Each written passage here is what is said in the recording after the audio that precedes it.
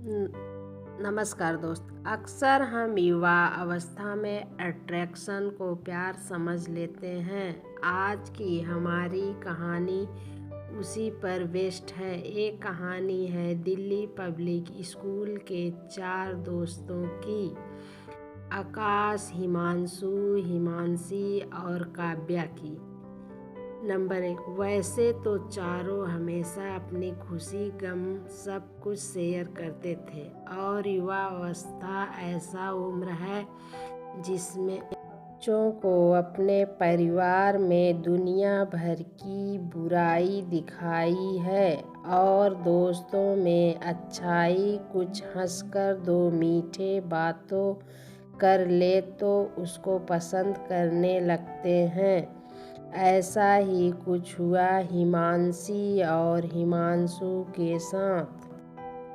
College school में पढ़ाई करने के दौरान लड़का और लड़की का प्रेम हो ही जाता है, लेकिन उन सभी के बीच में कुछ घटना भी घट है जिसमें दोनों लोग के प्यार में दरार पैदा हो जाता है। मुझे उम्मीद है कि आज के अलावा के भी इस कहानी में उल्लेख किया गया है। एक दूसरे का होमवर्क करवाते हुए, पढ़ाई में मदद करते हुए वह दोनों कभी एक दूसरे को पसंद करने लगी। उन्हें पता भी नहीं चला और आँखों ही आँखों में प्यार का इजहार भी हो गया। पर इस बात से अनजान आकाश और काव्या भी उन दोनों के लिए फीलिंग्स रखते थे। फिर एक दिन आखिर हिमांशु ने ठान ही लिया कि वो अपने दिल की बात हिमांशी को बताकर रहेगा। इसलिए क्लास खत्म होने के बाद जब सब चले जाते हैं, वो दोनों वहीं रुक जाते हैं। तब हिमांशु हिमांशी से कहता है, हिमांशु, मैं बहुत दिनों से तुमसे एक बात कहना चाहता हूँ। बोलो हिमांशु, क्या बात है? हम दोनों बचपन के दोस्त हैं और मैं तुम्हें पसंद भी करता हूँ, तो क्या तुम मेरी गर्लफ्रेंड बनोगी? बिना बोले भी इतने दिनों में हम दोनों ने बहुत कुछ बोल दिया था। फिर भी अक्सर तुम पूछ रहे हो तो मैं तुम्हें आसार दे देती हूँ।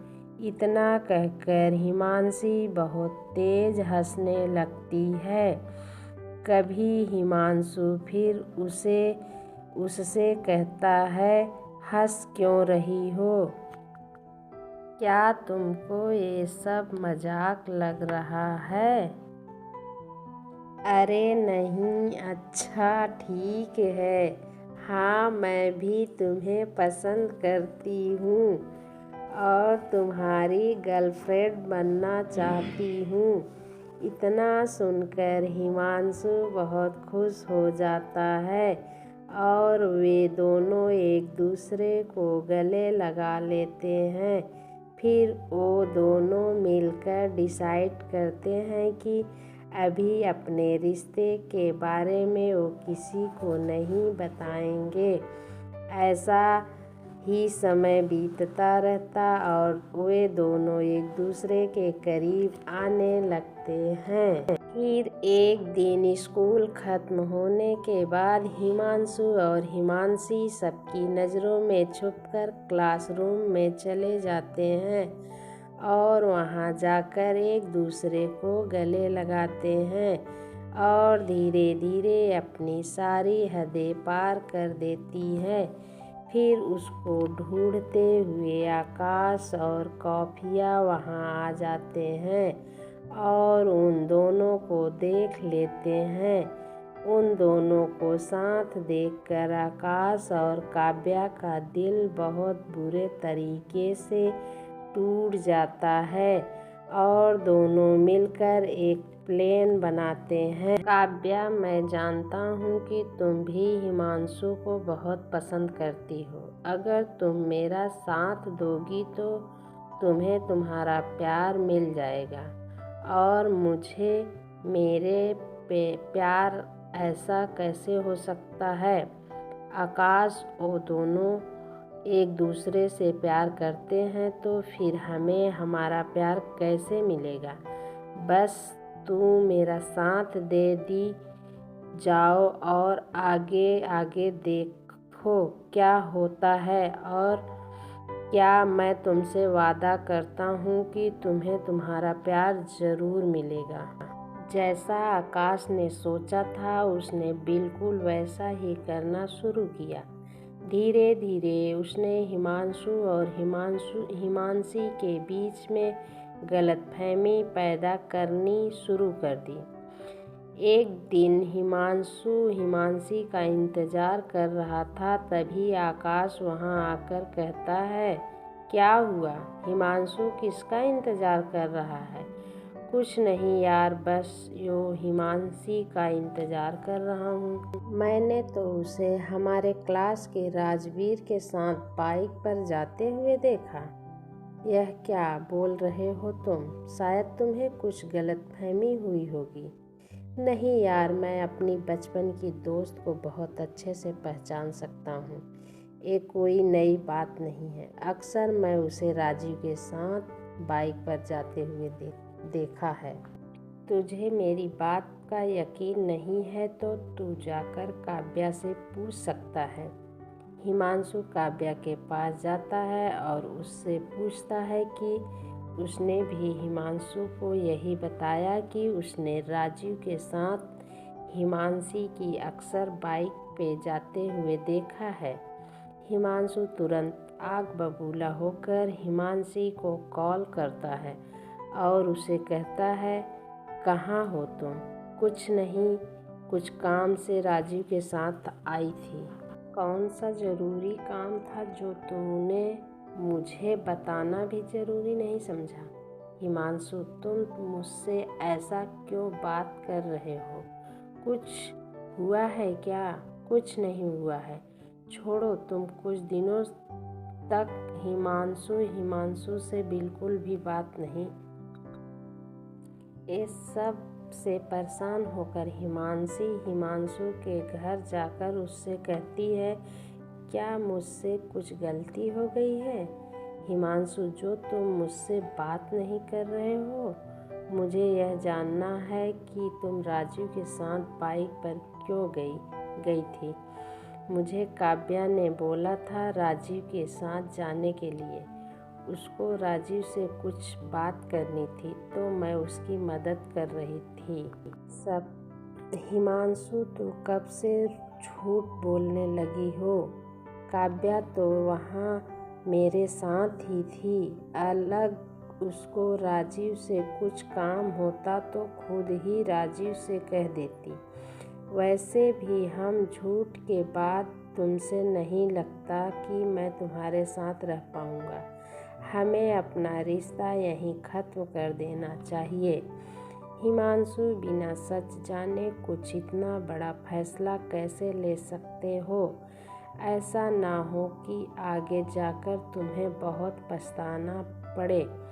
और किसी भी रिश्ते में अगर प्यार और भरोसा ना हो तो वह रिश्ते ज़्यादा दिन तक नहीं चल सकते। और हमारे रिश्ते में भी भरोसा ख़त्म हो चुका है। जैसा आकाश और काव्या ने सोचा था, उन दोनों ने बिल्कुल वैसा ही कर दिखाया।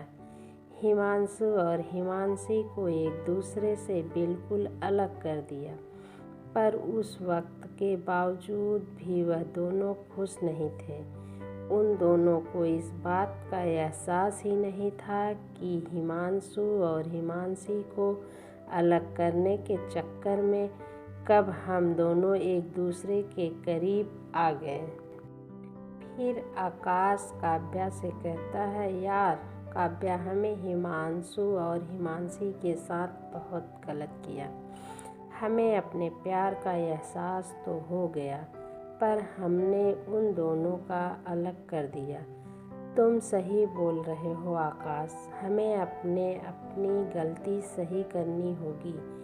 अगले दिन आकाश और काव्या हिमांशु और हिमांशु के पास जाकर सब सच बता देते हैं कि कैसे उन लोगों ने अपने अट्रैक्शन को प्यार समझ लिया और उस प्यार को पाने के लिए उन दोनों के बीच में गलतफहमियां पैदा कर दी। पहले तो हिमांशु और हिमांशी उन दोनों पर बहुत गुस्सा करती हैं। तुम दोनों के बचपन के चक्कर में हम दोनों पर कितना कुछ गुजरा है, तुम दोनों को एहसास भी नहीं होगा। और तुमसे भी क्या बोलूं, जब मैं खुद ही अपने प्यार पर भरोसा नहीं कर पाया। मेरा प्यार इतना कमज़ोर था कि हवा के छोटे से झोंके से बिखर गया। यार, इसमें तेरी कोई गलती नहीं है, सब हमारी गलती है। हो सके तो हमें माफ़ कर दे प्लीज़ यार, तुम दोनों एक हो जाओ। हम दोनों जानते हैं कि तुम दोनों एक दूसरे से कितना प्यार करते हो, कितने दिन से अलग ही पर कभी एक दूसरे की परवाह करते हो। कोई तुम दोनों के खिलाफ कुछ गलत बोल दे तो उसको सलाह देते हो। तो अपने प्यार को एक चांस और दे दो। बहुत सोचने के बाद उन दोनों को एहसास होता है कि प्यार इंसान से कुछ भी करवा सकता है, इसलिए वे उन दोनों को माफ़ कर देते हैं। साथ ही साथ हिमांशु और हिमांशी एक दूसरे से माफ़ी मांगते हैं और काव्या और आकाश भी अपने प्यार का इजहार कर देते हैं और उन चारों की लव स्टोरी पूरी हो जाती है। हेलो दोस्त, आज की कहानी आप सभी को कैसा लगा, आप सब हमें कमेंट करके ज़रूर बताइएगा। Thank you.